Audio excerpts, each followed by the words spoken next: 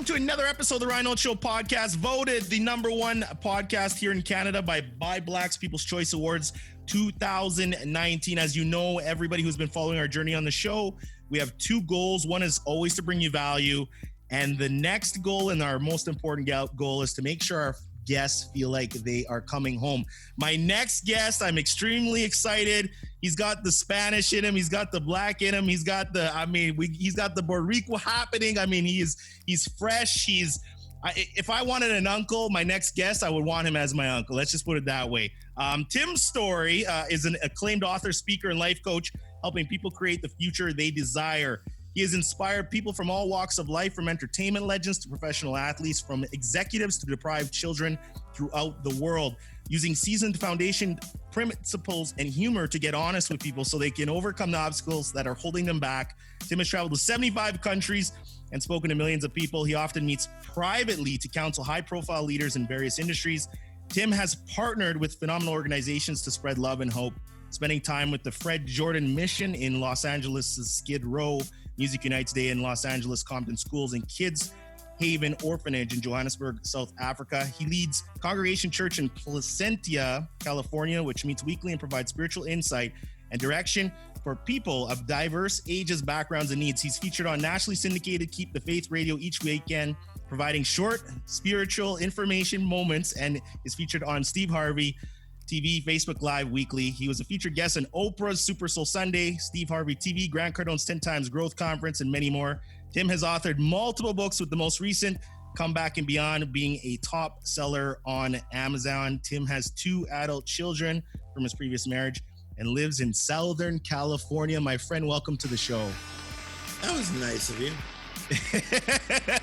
So how are you doing today? What did you, I like to, start off light. What did you have for breakfast? Are you a big breakfast person? Do you have a morning kind of ritual that sets you up for your day?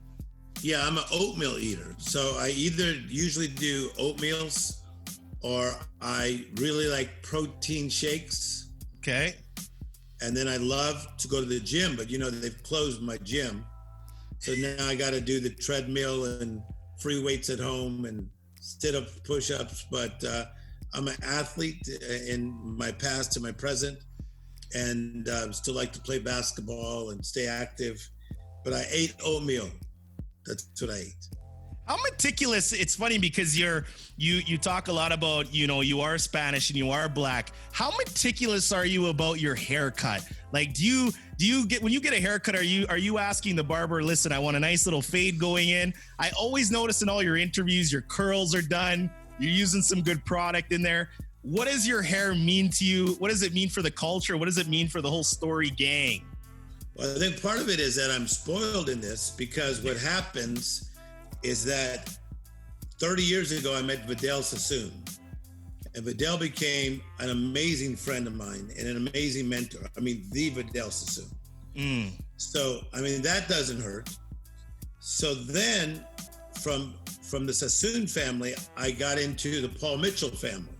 Oh, jeez. So okay. I work a lot with the Paul Mitchell family. I'm like one of the big mentors within the organization and with the Sassoon group as well.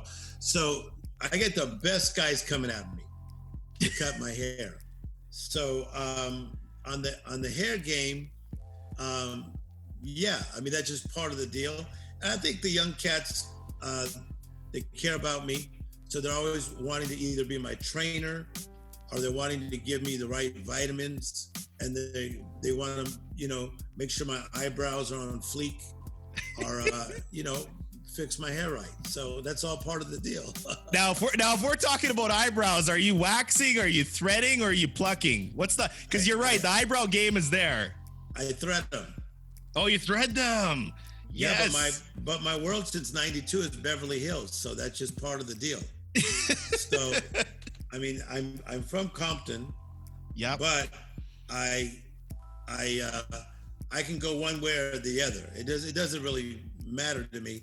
But when you're in that kind of industry, I life coach the biggest entertainers in the world. And like, for instance, Kanye West, Jay-Z, they carry barbers with them almost at all time. They do. Those dudes, you want to see meticulous, those brothers are like. I appreciate that. It's interesting because I've done so much homework on you and have watched a lot of videos. And when we bring guests onto our podcast, we, everybody kind of always asks the same questions repetitively over and over and over.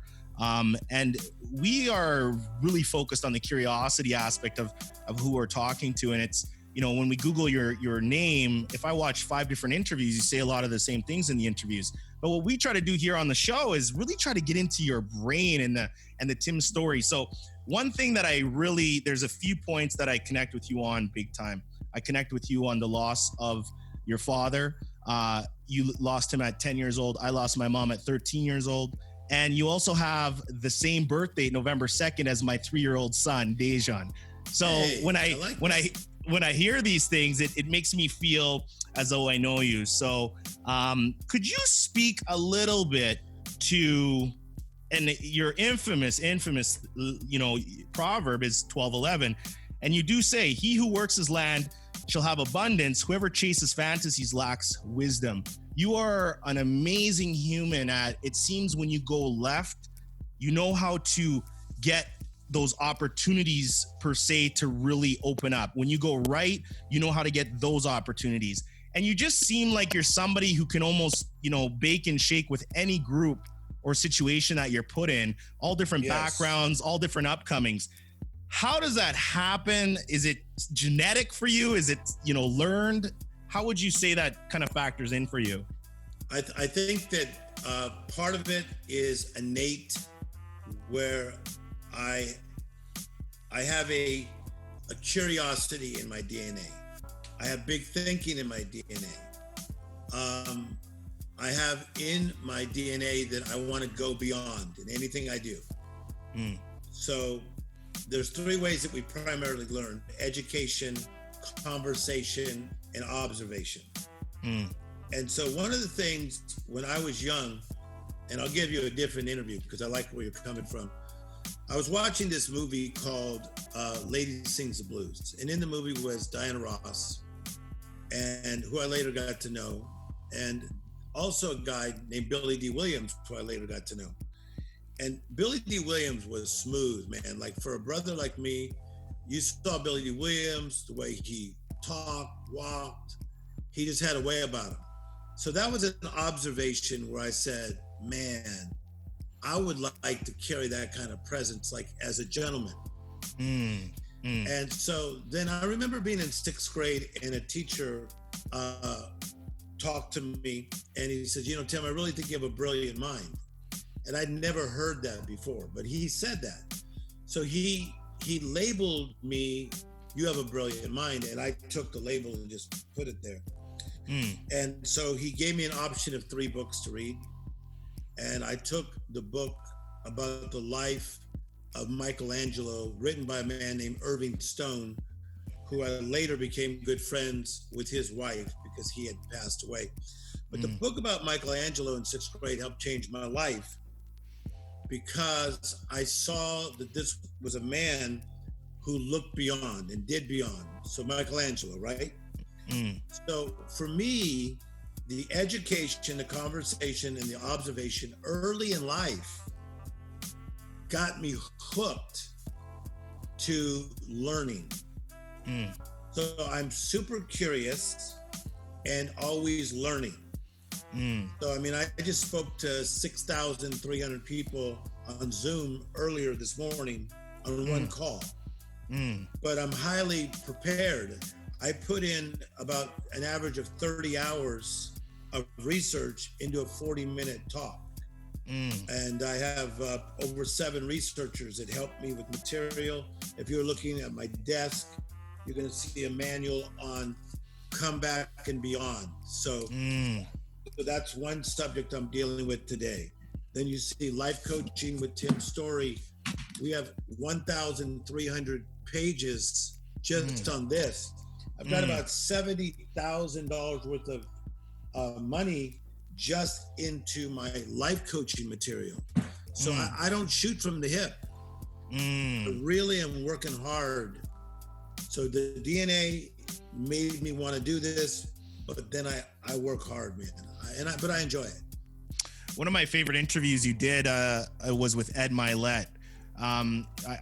Ed, you know, the way I feel like, you know, and I watched the one with of you on Impact Theory, but Ed really, you know, he's got personality, obviously, and you know the way you kind of rolled with him was huge. He commented, and I do agree. He said, you know, you see this gentleman, and I don't know if you're a football guy. I know you used to play, I believe, but one of my all-time favorite players was always Ray Lewis out of Baltimore.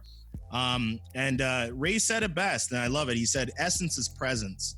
And he said, you know, there's a lot of things that somebody can do when they walk in a room to really give that sense of presence towards them. This is something that you have, and it's amazing how I feel like you can transcend 20s, 30s, 40s, 50s, and you make it look so effortless. So this is something that you're saying is DNA, but also something you've actually practiced on, you know, with commitment and devotion. Yeah. So number one, Ray is a good friend of mine. I like Ray Lewis, but I would say this. I think that for me is that I do believe that all of us have a call of God on us. And so even if somebody's not into the things of God, I still believe they have a call. Of course. And I also believe that we're made in his image. And so what I am doing is I am walking worthy of my calling, which is a Bible verse, Ephesians 4:11. And then the scripture you mentioned earlier, Proverbs 12:11 says, he who works his land shall have abundance. So the reason I have abundance, and I do, is because I work my land. So to work your land, you got to plow the ground, you got to plant the proper seed. And Ryan, that's the thing, is a lot of people are planting seed, but they're not planting the proper seed. So you got to plow, but then you got to plant the proper seed. And my proper seed is, I never tried to be famous. I never tried to be a celebrity. I'm a servant leader. That's what I do. My vision is to see other people's visions come to pass. That's why the masses came to me. So I plow, I plant, and then I water. Water's consistency, and I feel that in your life as well. But in my life, I'm extremely consistent.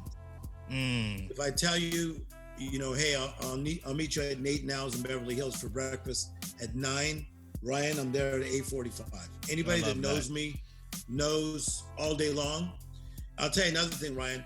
I never one time missed a speaking engagement for 28 years calling in sick. And that's after people dying in my family, going through personal hardships. I always show up, even if I'm wounded. I love that. I do love that. Your land proverb, and I know everybody asks about it. It's the one thing though that it really hits the soul for me, because I feel that for me, I come from extremely humble beginnings, but I'm very thankful because I had a great mom that really showed me love in the 13 years that I was with her. But for many years, up until I was 21, I played football. Thank goodness, because I took out a lot of anger and aggression in a healthy way. So I got to go crack heads with people. And that was something I used as therapy. And now when I speak at schools and things like that about all these different various subjects, you hit the nail on the head, because I like you say, work your land. But oftentimes people don't water because they're not working, you know, as hard as they should. But I think the biggest issue is they're working the wrong land. So how do people figure out the land in which they need to actually work? It's not as difficult as we make it. I believe that, number one, that all of us have been spoken over. And I was having an amazing conversation one night at Oprah's house in her backyard, just going at it for like a long time, because she's like my sister. And she said, Tim, I love this thing that you say, that you don't believe in chasing dreams. You believe in cooperating with what heaven has said. So one of the things you'll find about me is in the midst of being extremely focused. So, you know, I've been going since 6 this morning, and I'll go really late tonight. We're doing TV shows, movies. I just signed a new deal with HarperCollins. I got a new movie deal with AMC Theaters. I got a new show on BET coming out. In the midst of all that, you're going to see I'm very chill. I have a lot of peace in my life, but that's intentional, and that's because I am not chasing anything. I'm simply believing that we can cooperate with what has been spoken over our lives. So let me answer your question. Sure. So I personally believe this, that the dream that you are supposed to manifest is already inside you. So if I was coaching you, Ryan, and I was to go back and say, hey, Ryan, senior year of high school, what were you thinking of doing? I would say that part of what you are supposed to do, you are at least sometimes thinking about it. Because it was already in you. And that as you begin to unfold, you begin to discover, whoa, this is who Ryan is. Ryan is all these things. And so the key in life is to stop, to look, and to listen. Listen to God's voice, but listen to the voice of your own dream that speaks to you on an hourly basis. But Tim, you mentioned something that's interesting, because you bring up school. School, in my opinion, especially, your grade 10, 11, 12, they don't teach you to find any of that. I came out of it when I was in grade 12 and I was looking at the university prospectus, figuring out what I want to do. The first thing I thought was, I don't fit in any of these boxes. And I felt more confused by that. And then you almost start, not self-doubt, but you're like, well, how come I don't feel like I want to be a lawyer or a doctor or a scientist or any of these things, right? And back then, 2003, when I graduated, entrepreneurship wasn't sexy. Nobody was talking about entrepreneurship like rock stars. If you asked or told somebody in your closest circle, hey, I want to go and start a business, they'd tell you, oh my goodness, you're crazy, man, right? Yes. So now I feel like, and maybe, and you correct me if I'm wrong, a lot of your clientele that you help on a daily basis is a product of saying, oh my God, Tim, I went to school, I became a doctor, but maybe this isn't my entire passion. I'm learning so many different things, 10, 15, 20 years into the workforce, right? Yeah, but so that's okay, because I believe in trying. And so, like, a little kid may try to play soccer. And maybe he's not that good, but at least he tried. Of course. Or he tried to play the saxophone, but he wasn't that good. I'm okay with that. Because what happens is that I don't think that you need to max out in everything. I think that there's some things that you are mediocre in, but that you still enjoy. But as you progress in life, you learn to soar with your strengths. And, I love this. There's a documentary on the history of MoTown, and I'm very close with all the MoTown people. And Barry Gordy, who's my friend, he's now 90. Smokey Robinson, who I'm with a lot. One of the things that they talked about is that they did not know they had MoTown. They didn't know they had the genius of MoTown. They knew they had music. They knew that they had exceptional talent, and they knew that they had a chance. And so sometimes you don't understand that the miracle is in motion. It is very important to understand what I just said. Absolutely. It could just seem so mundane what you're doing. Yeah. You're not understanding your miracles in motion. Yes. So yes. Don't run from the mundane. The mundane could be you work at Taco Bell, but you're learning discipline. Okay? You are trying to life coach, and you don't have as many people that are looking for your services. We've all started there. But the mundane, when worked and cultivated properly, can turn into the miracle and the magic. And that's obviously what happened to MoTown. How does somebody, what makes the difference on a person who is going mundane and gets stuck, and then is on mundane and then does make the pivot when the pivot presents itself, or the person realizes the pivot's necessary at that time? Good question. The mundane is necessary. It's in the mundane, the ordinary, the regular, that we build responsibility. So I broke down this word responsibility. It means liability, leadership, management. So this is going to be really wild. Like, most people aren't used to this kind of teaching, but you have to manage your mundane life. If you're not good at mundane, you suck. How are you going to be great at being so marvelous if you can't handle the mundane? That's so true. That's so true. I'm going to drop some brilliance on you, man. I know. I like that. You got to be bored to be excited. No, in some senses, right? Wait, you just gave me a good one.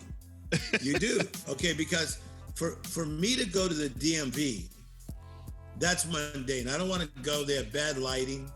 It's just bad. Okay. Yeah.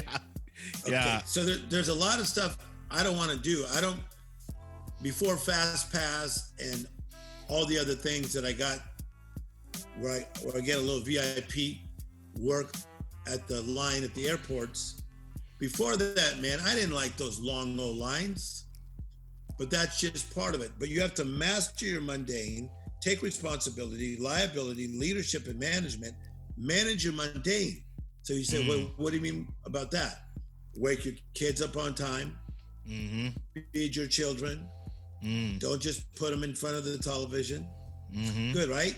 Absolutely. Absolutely. Clean your stuff, clean your room, clean your car, get your eyebrows threaded, do your nails. Yes. No, master your mundane, and your mundane makes room for the magic. Now I'm dropping some stuff here today, because people say, "Where's my magic?"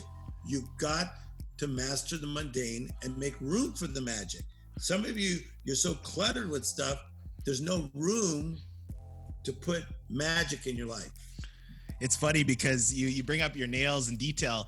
When I observe somebody or I watch videos, and you do it too, you're deep down, I sense you're just a really big kid, because the way you talk about stories and movies. There's another gentleman, I don't know if you heard of him, Patrick Bet-David. He does a valuetainment and all. He's doing great stuff. Yeah, he likes his movies and all that, and he's talking about how he's looking at the characters and the protagonist and antagonist. But since I was 13 years old, which is interesting, the number one thing that is a tell for me on anybody when it comes to how I can read them is how they take care of their feet.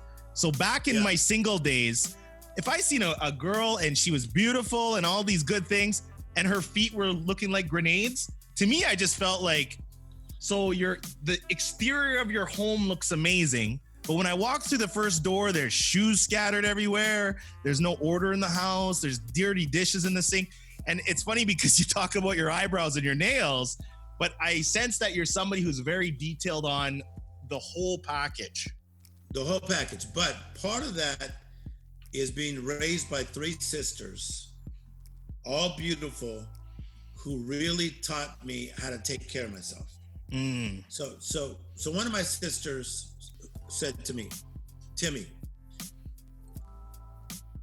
you only have so much as far as aesthetically that you need to really concentrate on." So I was washing my face with Estee Lauder soap at 13. Most people weren't doing that. I was already filing my own nails. But down the line, I get pedicures, and by the grace of God, I have good-looking feet because a lot of people don't. And so I get pedicures, I get manicures. Dr. Abaji from Beverly Hills was the one who worked on my face forever. With everything that I do, I did it not to be a show off. I did it just because it made me feel better. It made me feel better. But I do notice people look at everything. Like if I'm doing a book signing, I got one of my books here. So I'm not trying to sell this. Don't No, try to do your thing. Don't try to buy this book right now. Do you see what he just did? Do you see what you just did? You just did the reverse sale. Now everybody wants to buy it. Okay. But so I have this book, Utmost Living, right? Yeah. So if I'm at a big thing, like Grant Cardone's 10X conference, when I was at Grant's conference, which I'm the only one that has spoken 3 out of 4 times. When I was there and I signed my product for 6.5 hours, I stood in line signing product.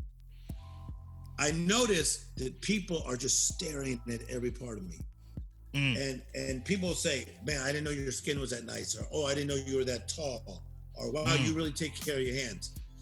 So people are taking inventory on that. But that takes me back to my Billy D. Williams days. I saw that brother was smooth. And so, yeah, I mean, come on, just do the best you can with where you're at. I'm not talking about it's all aesthetics and beauty, but I'm just saying prosper where you're planted. There you go. Another line you said, a saying that you have that you said Oprah really loved is, a comeback doesn't mean a go back, right? Yes. And it's very interesting because, when people think of comeback, it's kind of like the past. I talk about this with my wife all the time. My wife, I'm blessed to have an amazing human. I can say hands down, my wife has taught me the true definition of silent strength.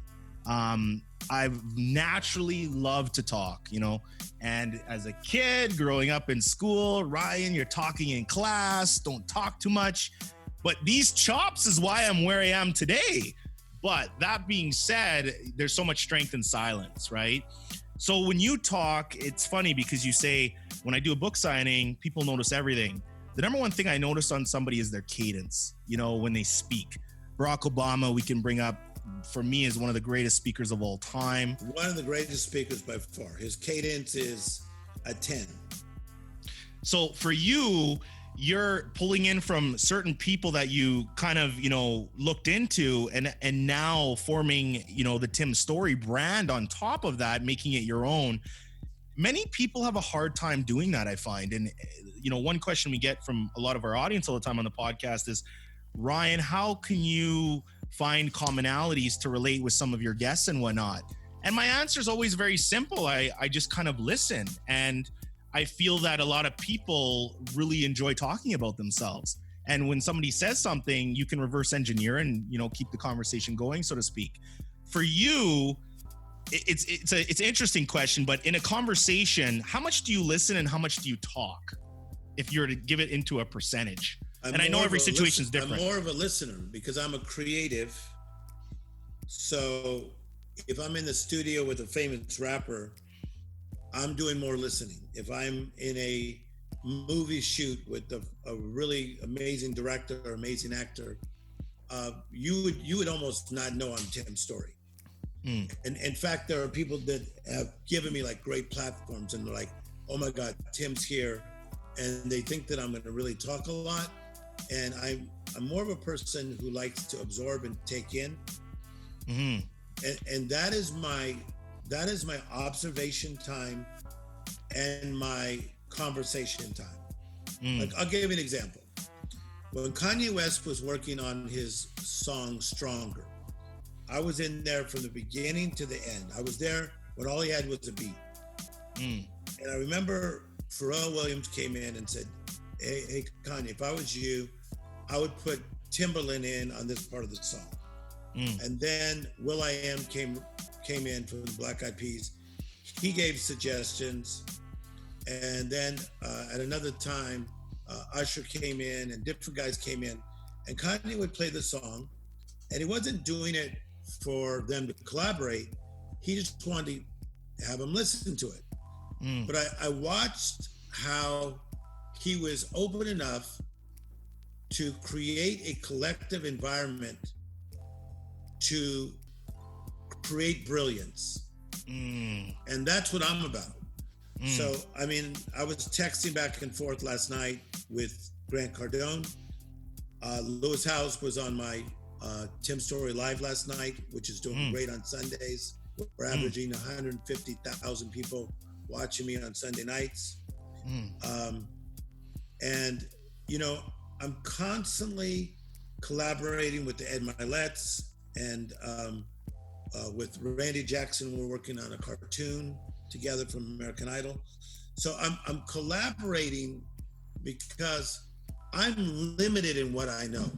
And by listening and observing, wow, I can build myself up to be a better person. No doubt about it. Only a fool tells his whole heart. You say that often. I think it could be paraphrasing. What do you mean by that? And you talked a lot about, you bring up, I can't remember who asked you, but somebody had basically said, hey, Tim, how are you connecting with some of these people who have been through hell and back, basically was the question. And you said, I know pain. You said, I understand pain. I've felt pain. And that's when you talk about your dad and your sister. And, you know, how do you take the pain and shift it into something just beautiful for you? I like it because I guess where I'm going with it is, if we take a fresh Tim Storey and we wrap him with a DMX and we come back around to Tupac and maybe swing down to Biggie, and you make it refined with the Estee Lauder, but at the end of the day, I mean, you just don't play. So you do got that grit about you, but you've refined that and you've used that for something that is extremely powerful. How do you do that? I'm working probably the 4 greatest rappers in the world. I work with most of them. And it's one thing to get in the door. It's another thing to stay in the door. So someone may say, oh, I had a conversation with so-and-so, but it's one thing to get in the door. It's another thing to stay in the door. So, but let me just say this about only a fool tells his whole heart. Is that here's the reality of people, okay? That some people have decided to allow themselves to be limited. And so they decided, they have opportunity, but they've decided to be limited. So we have COVID-19. We were asked to be quarantined. There are some people that say, nah, that's not for me. Well, you know what, man?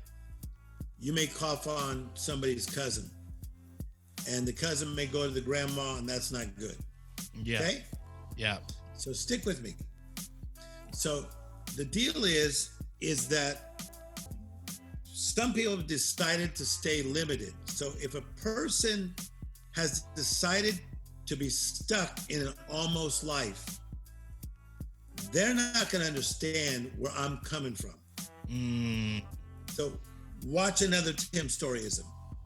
You cannot get an FM radio station on an AM dial. So if you're on a AM dial of just dealing with things at a lower frequency, you're not going to get where I'm coming from.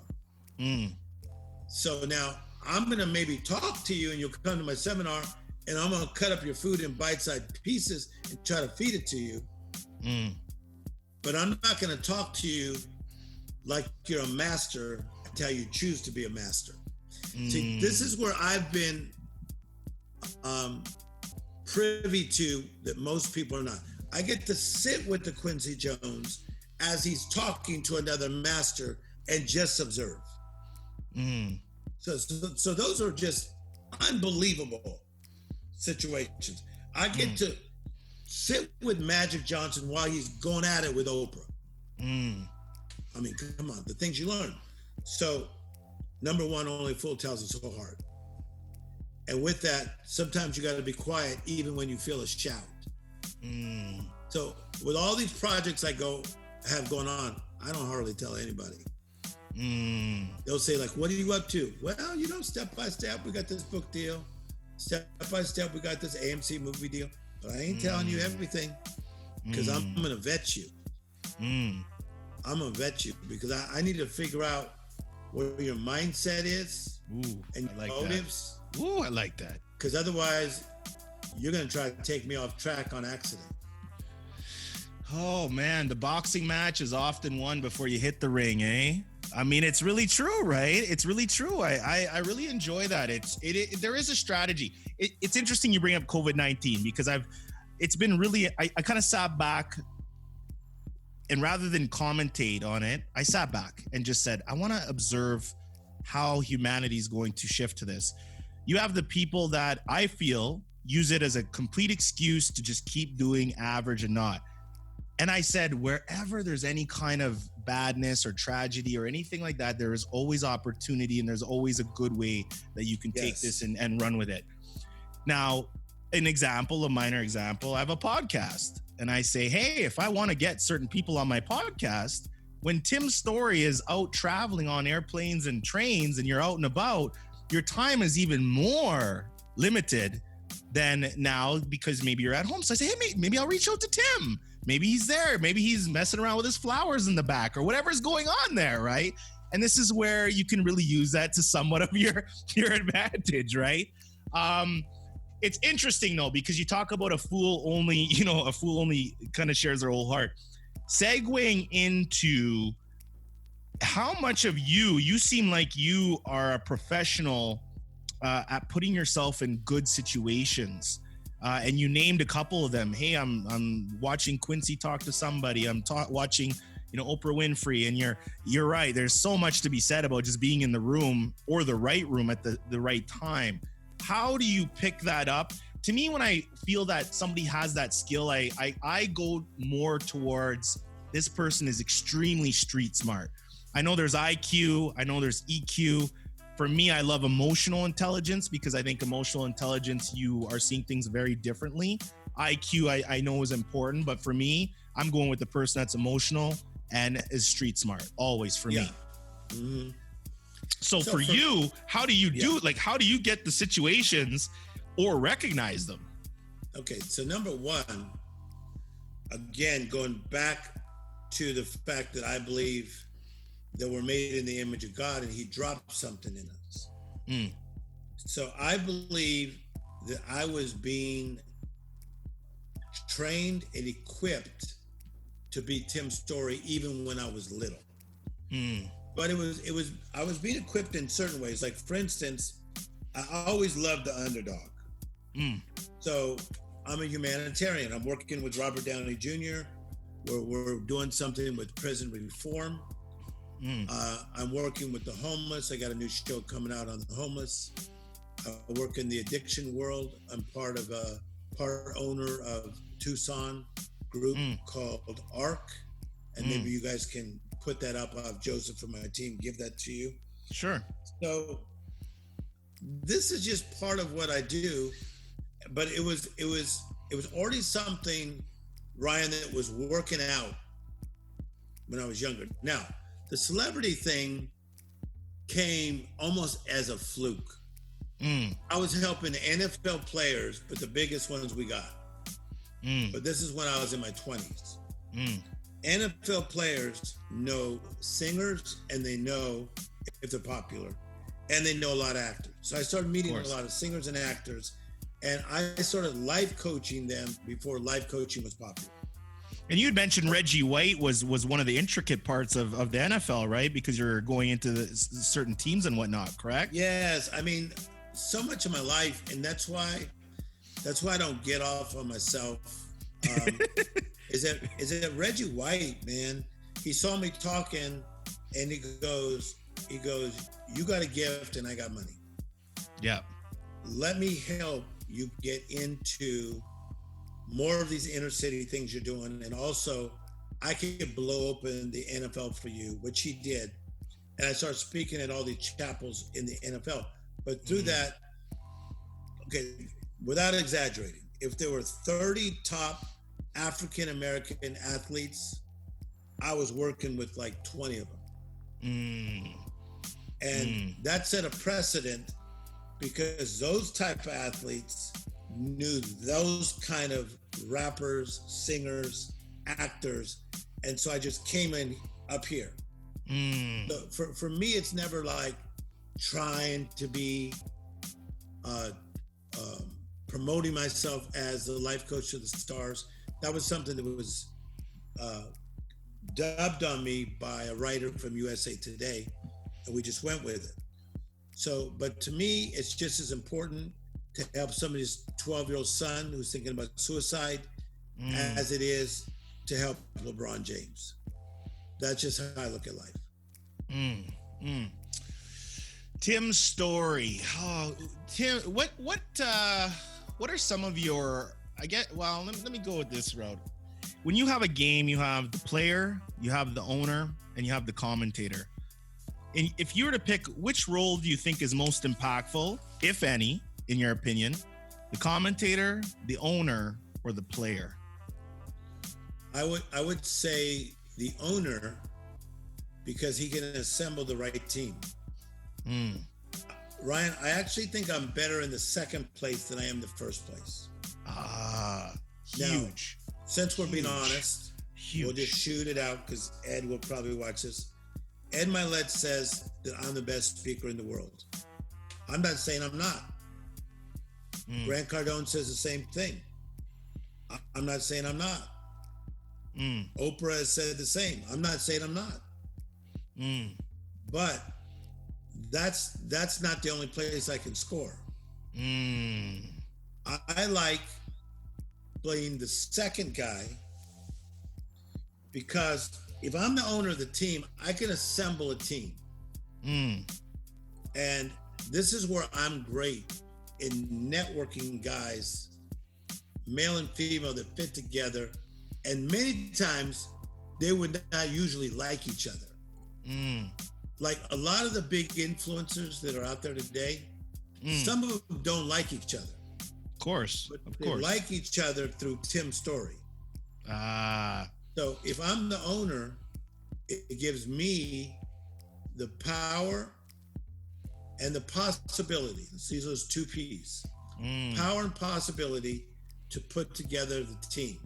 So that's where I've moved from. I moved from just the communicator to the mogul. So if you want to know what I'm up to, that's what I'm up to. With no pun intended, though, you do use story to craft bridges. And when you talk a lot to people, especially when you're giving analogies and things like that, everything is coming from a story, right?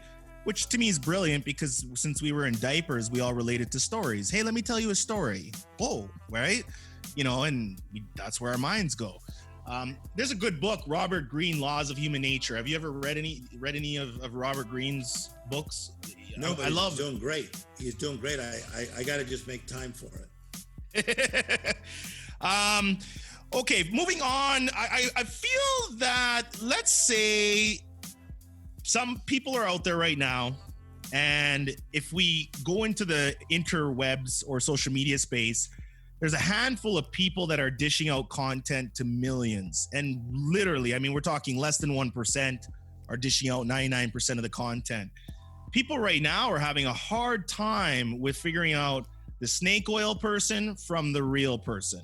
And yes, in your years and experience, you know that there's so much misinformation, or there's information where somebody went and wrote, kind of read one book and said, okay, I'm an expert. Now I'm going to start putting out this in, a different context.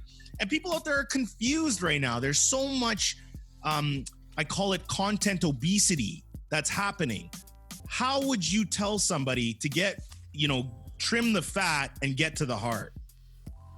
Well, I think number one is that, unfortunately, with the crisis of COVID-19 and people really getting ill, like I know people that have gotten ill, and I know people's friends that have died because of what we're facing, okay? I would say most things I see on social media, I would put in the category of silly. What they're saying is silly. I had some music that I asked Quincy Jones to listen to. And Quincy just smiled and said, this music has a lot of a lot more work to do before it becomes even okay. One time, Quincy asked me to do an assignment, and I half-weighed it. There was another way I could say it, half. Sure. Because we were working on a project together, and I half-weighed it because I was busy. It's a true story. He took the first page, he read it, and then he tossed it behind his back. I'm gonna do it because it changed my life. So he read the first page. This all took a lot of time, and had a famous writer who wrote an Academy Award movie that helped me with it. And so he read it, and then watch. I'm an actor, so I'm an actor, Ryan. And then he went like this. He went, watch. He threw it. Then he took the second page, and he read it. He had his glasses like this, and he went like that. He threw it. So he did this 3 times, and I was thrown off. Because you got to imagine, I look up to this man. Yeah. And he said to me, how long did it take you to come up with this crap? Whoa. And I said, well, I want to be honest with you. I didn't do it myself. True story. Oh. He says, Tim, I'm going to have to ask you to leave. True story. I go, what do you mean? He goes, I want you to leave my house. I said, why? He said, because what I'm thinking, I don't want to say. I respect you too much. I love you too much as my little brother, but I'm so disappointed. Just leave. Wow. While I was leaving, Ryan, I thought it was going to be like an old girlfriend that screams, don't leave. Watch. Let's rethink this. This is too good to be over. Yeah.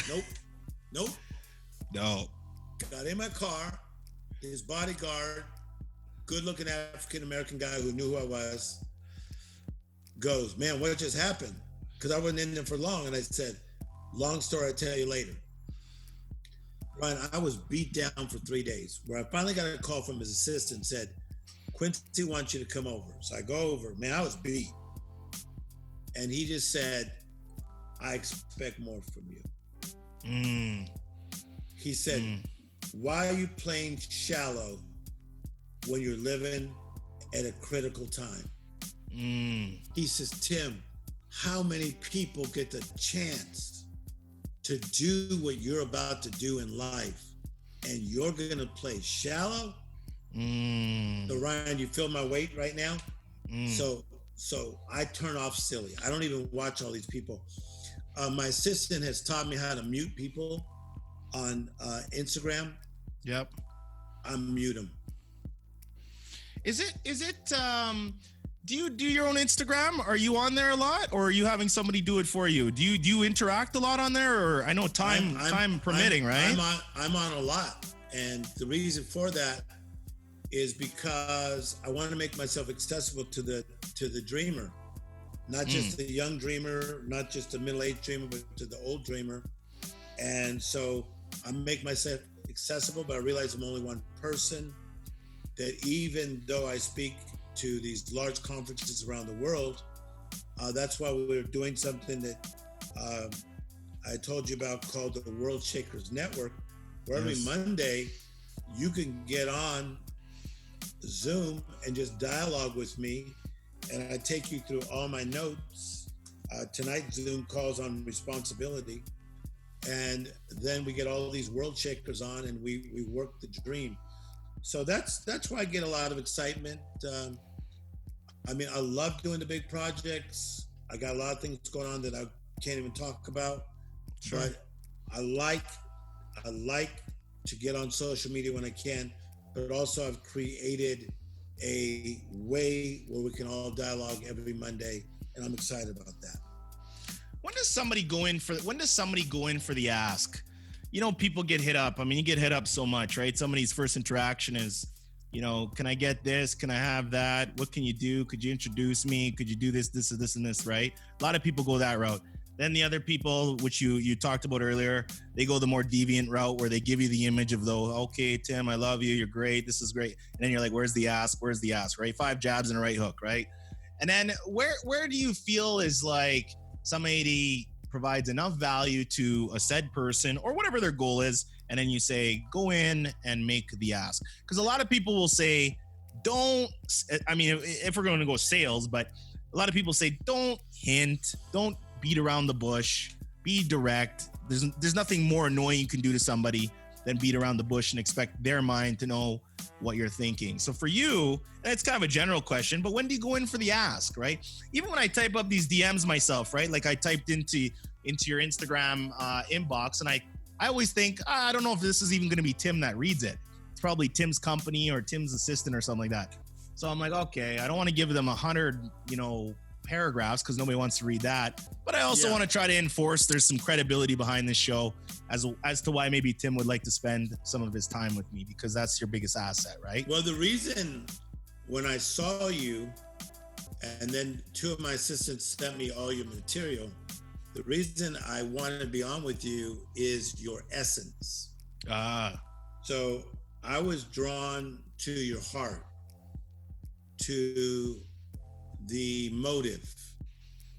So then I saw what you were doing. I thought, man, it's impressive, the number of followers you have, and then all your other expressions of how you're expressing yourself to bring value to the world, right?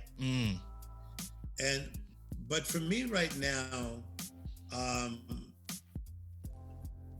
can't play with the wrong guys because I'll get injured. So let me give you an example. Kobe Bryant, LeBron James, Carmelo Anthony, a lot of these guys used to play pickup games. And one time, one of them was asked, why do they play pickup games on the off season, different teams? And one of the things is to become more competitive, learn from each other. And the other is we know most likely we won't get hurt by someone who doesn't understand the game. I beg you to hear what I'm saying. I'm listening. Okay, so I'm in my 50s. So people know that I like basketball and I can still play. But not too long ago, goes back about a year, I was playing with some people that were like 20, 21, 22. And, they must not have read the Oprah quotes of what she thinks about me. Because these guys were like being physical. They were slapping me. If I go up there, hit me hard. And so they were playing basketball at about a C level, but they were playing with a person who has A impact. I beg you to hear this. So that's why Kobe, while he was alive, Carmelo, and LeBron are not just playing pickup games with everybody. They'll get injured. So I don't just open myself up like, oh, Tim Storey, I will crawl to Hollywood to spend a day with you. What's your backstory? Who are you? What are your motives? I really mean that. Absolutely. There's a price you got to pay. Yeah. And here's another thing, and this is another thing that we've done. That we got this thing that I tell you about.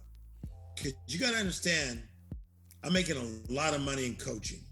And I make an awful lot of money, and I won't tell people so they don't get mad at me, of how much we get paid when I go speak.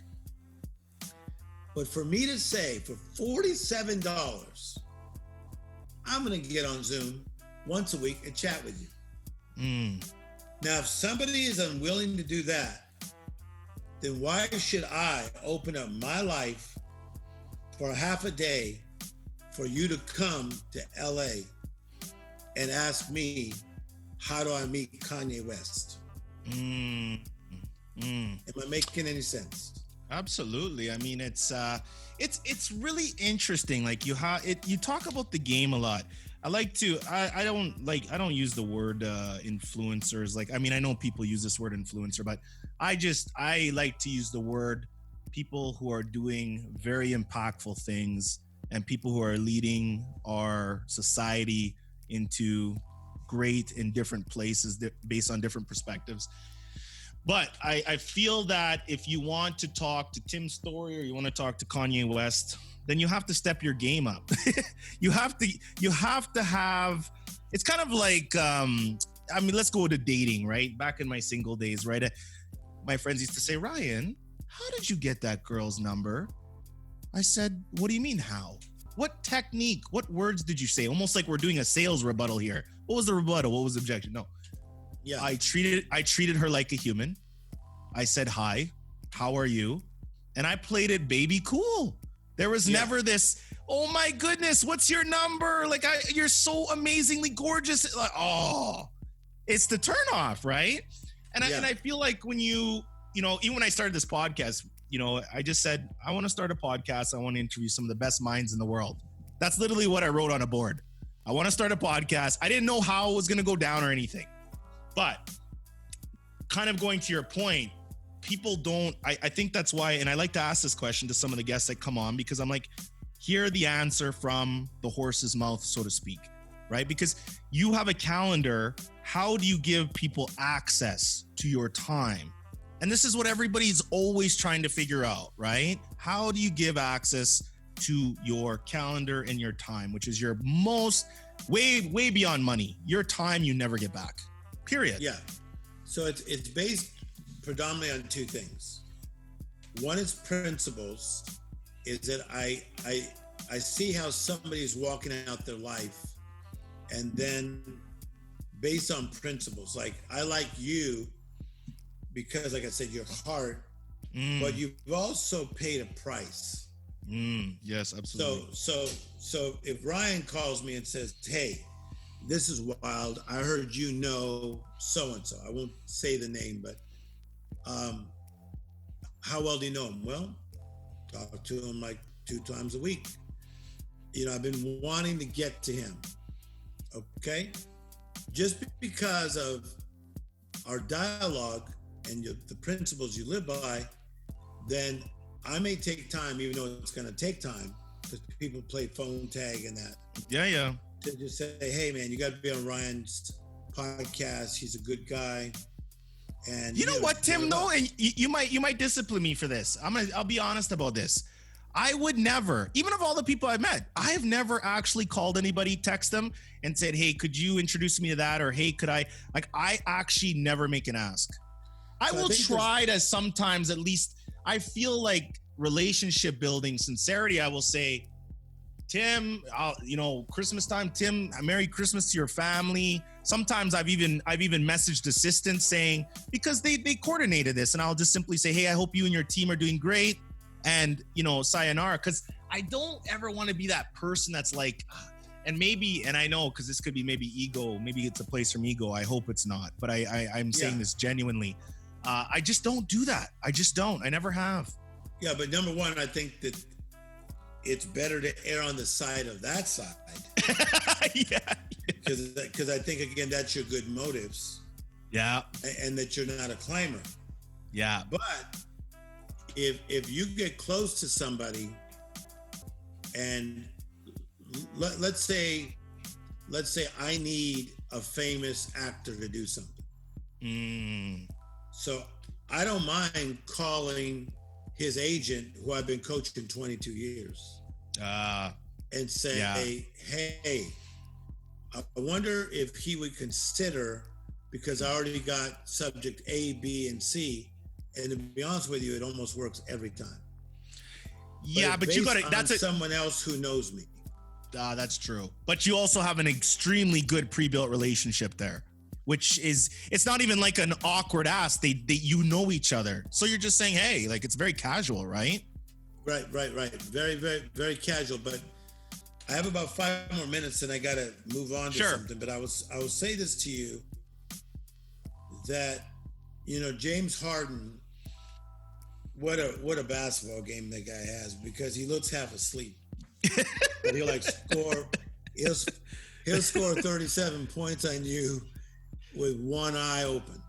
Yes. But Harden does this thing that has been taken by other people, where he goes like this, like, I'm cooking in the kitchen.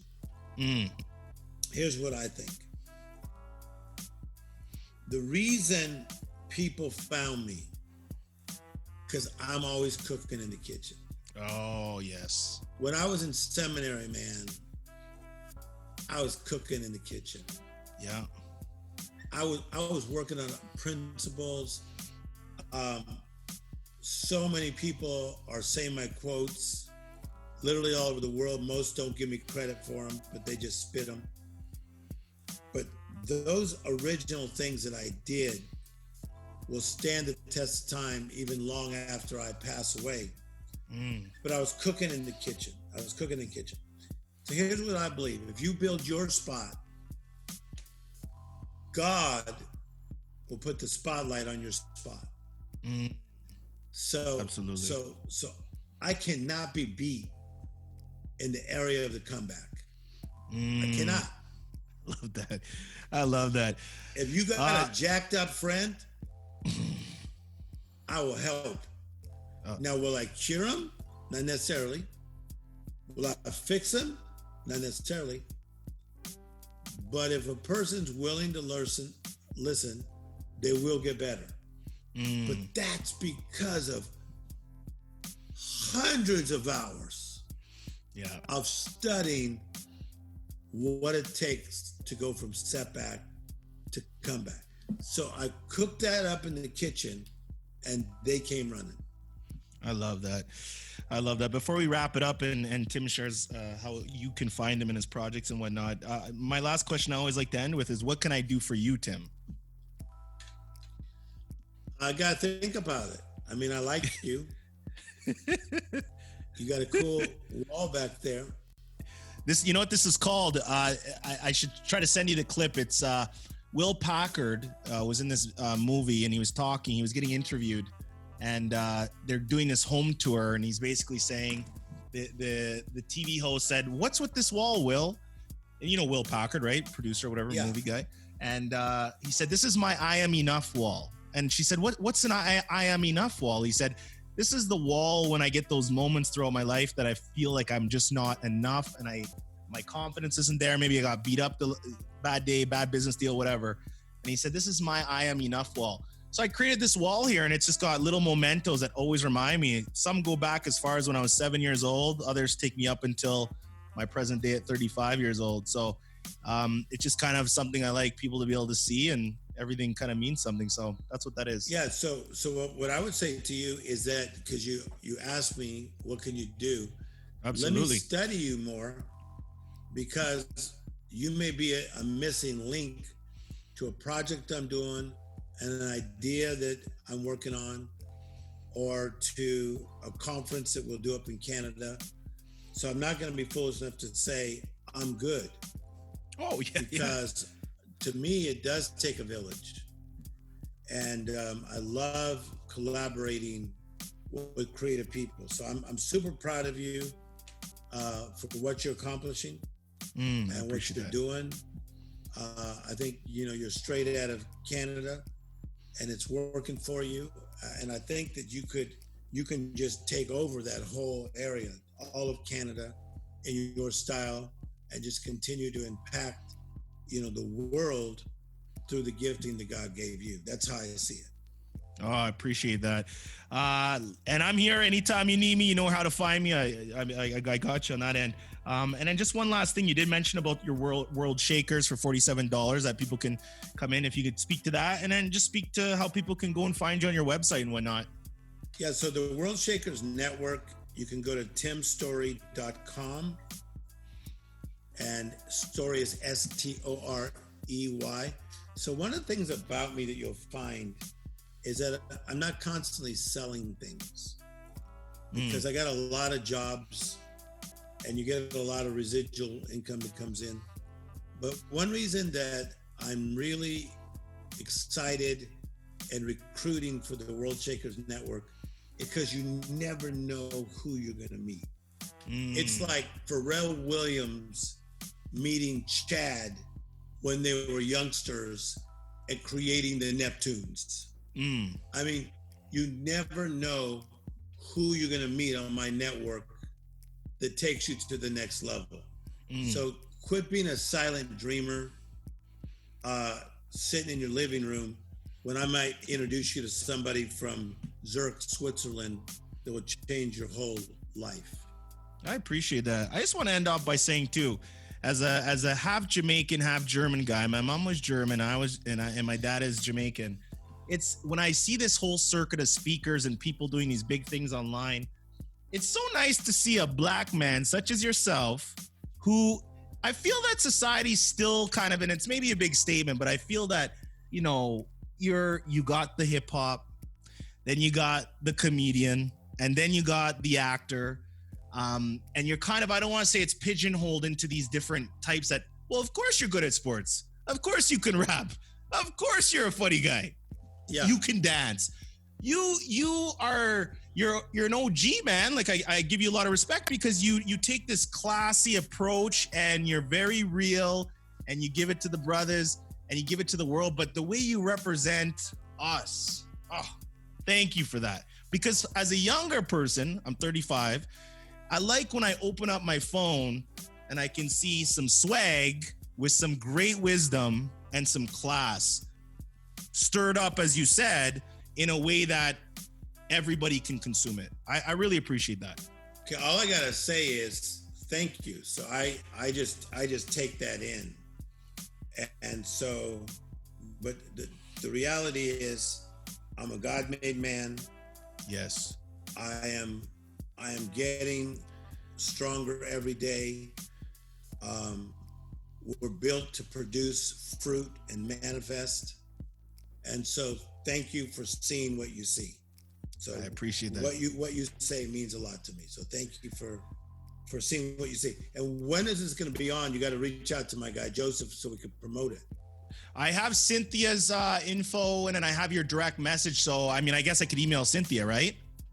Yes. Do you have any idea around when it will be on? I want to get the way we booked you. I want to have this within the next 5 to 7 days. So it'll be up within the next week. Tell us and we will promote it.